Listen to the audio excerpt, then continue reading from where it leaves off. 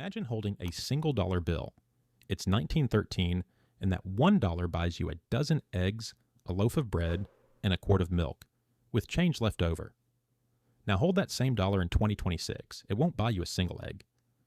Not because eggs became luxury items, not because farms stopped producing, because the dollar, the unit itself, lost 97% of its purchasing power between then and now. 97. Out of every dollar your great-grandparents saved, 3 cents made it to you. The rest didn't vanish in a crash or a war. It disappeared slowly, year by year, in a process so gradual that no single generation felt the full weight of it.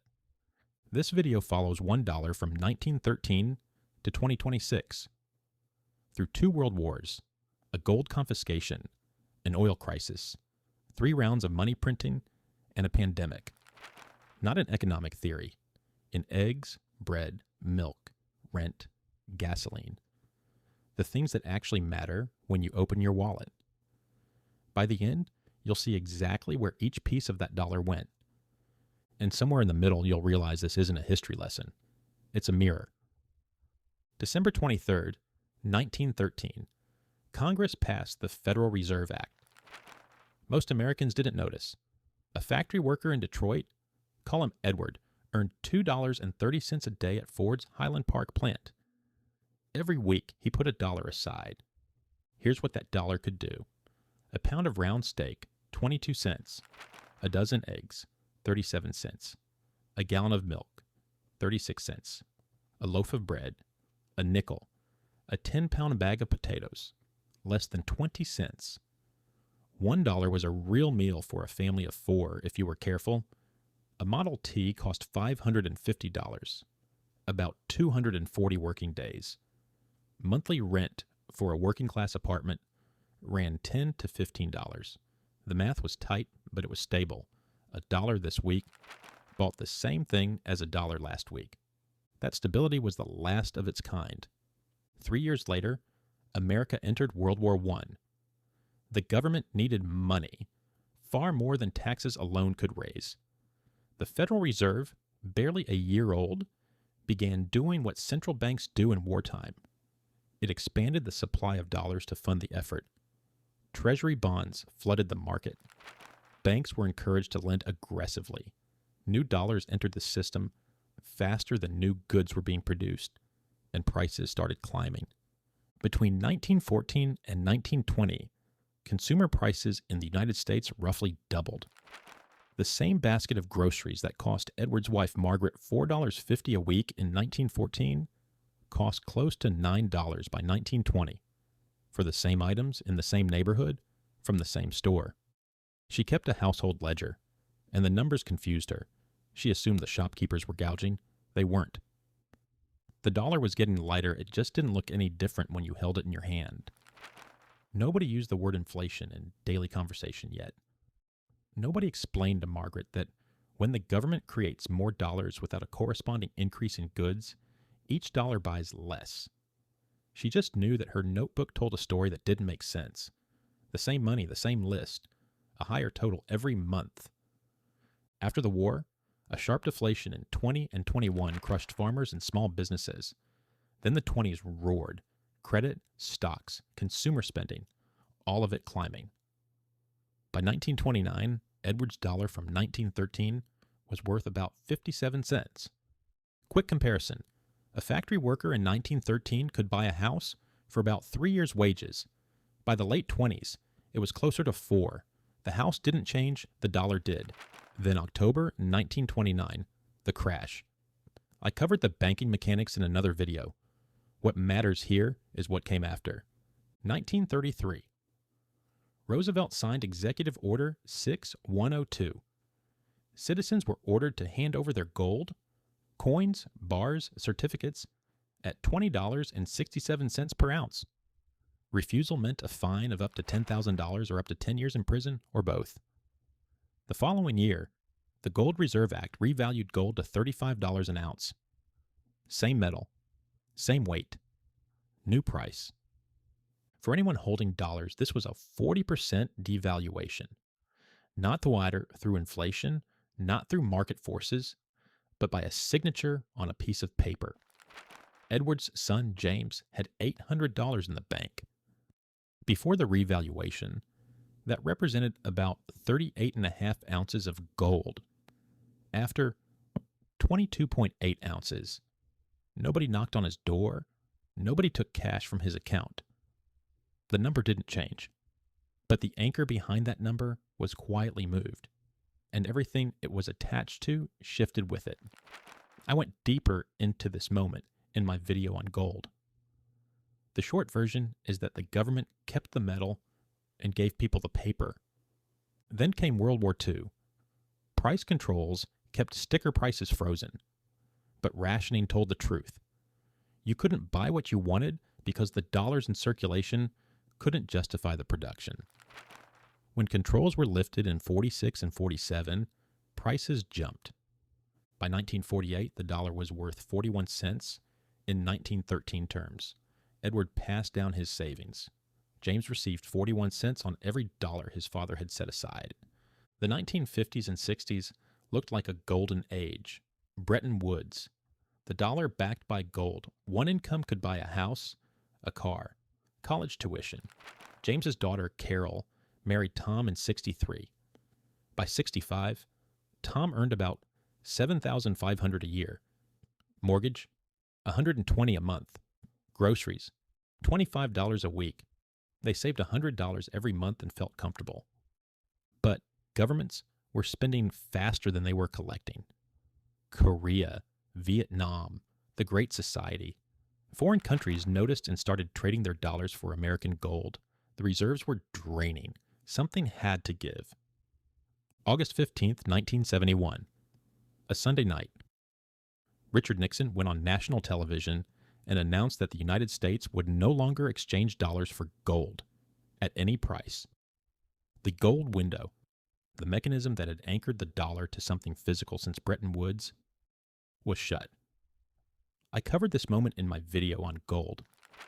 It was the single decision that changed the relationship between money and labor more than anything else in the 20th century. Before 71, there was a physical limit on how many dollars could exist, because each one was theoretically backed by a piece of gold sitting in Fort Knox. After that Sunday night broadcast, the limit was gone. The government could create as many dollars as the situation demanded. The only constraint left was confidence.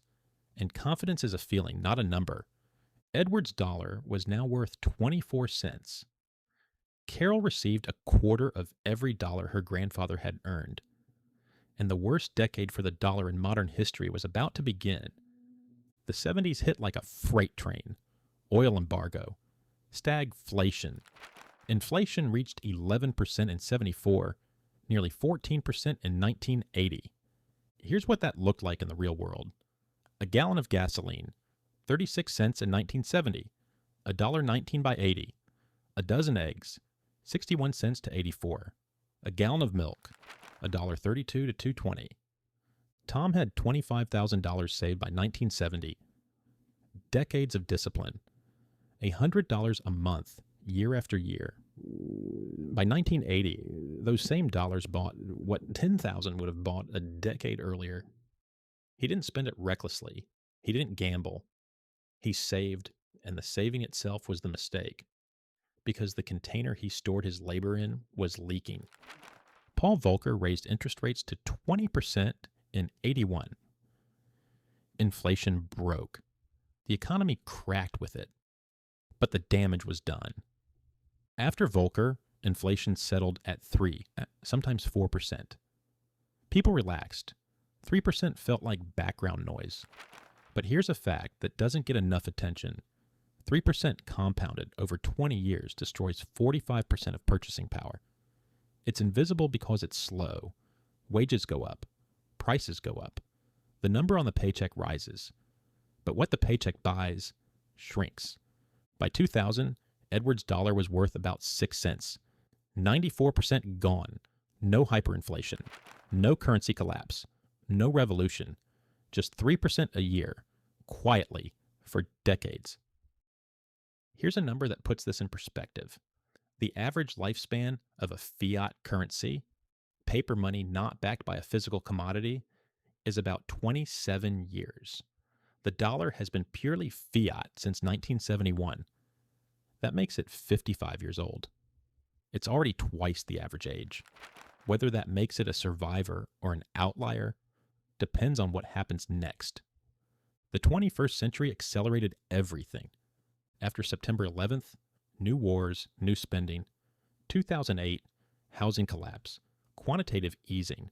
The Federal Reserve created new dollars and used them to buy assets. The money supply expanded by over $1 trillion in 2 years.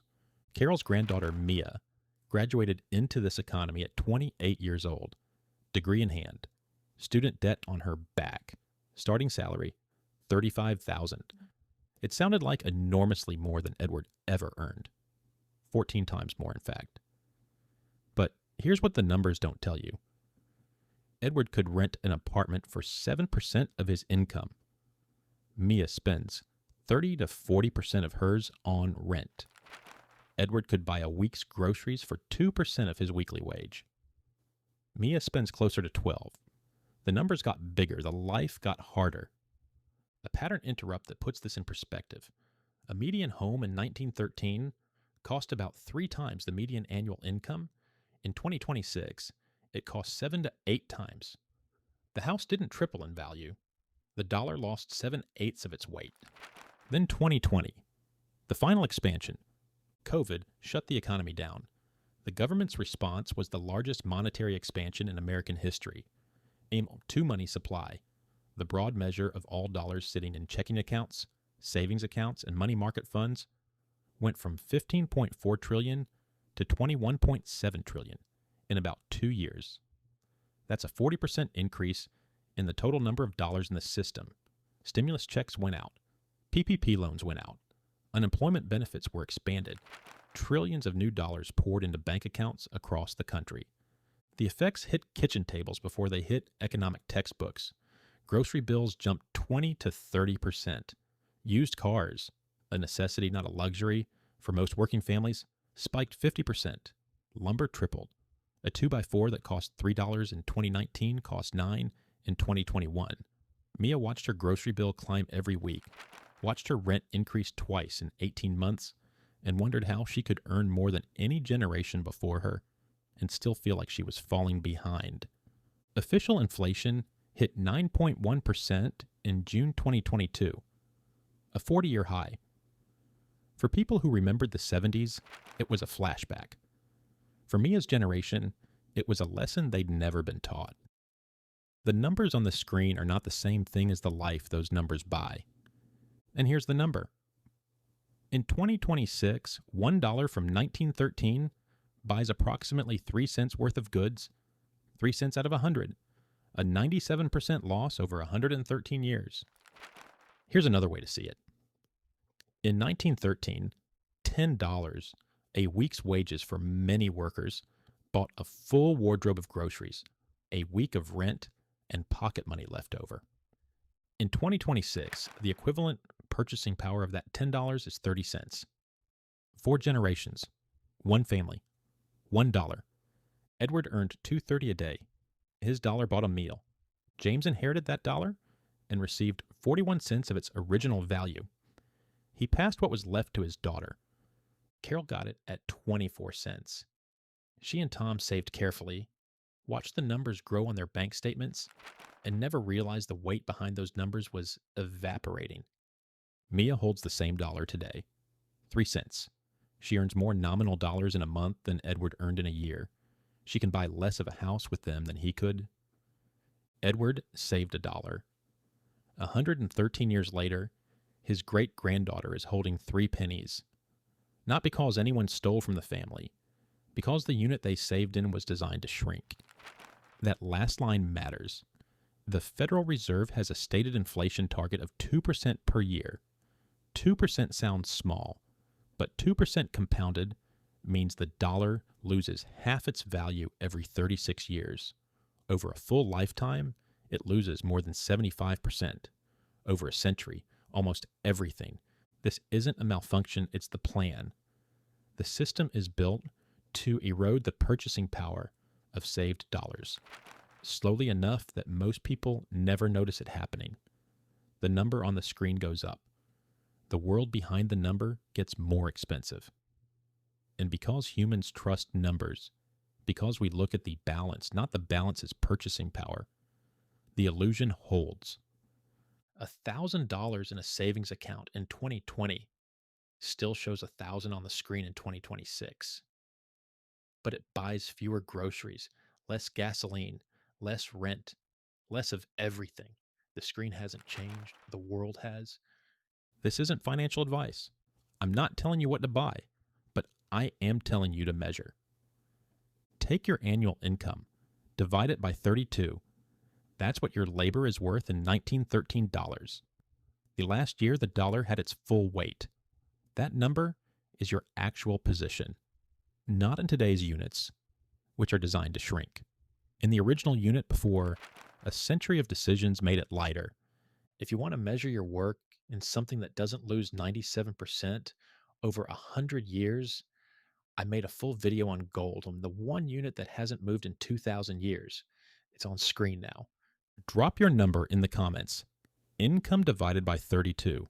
I want to see where you stand. The dollar in your pocket has the same name it had in 1913, the same design, the same word, the same country printed on it. But it's not the same thing. It's a shadow of what it was. 3% of it, to be exact. And the quiet part is that it was supposed to be this way. I'll see you in the next one.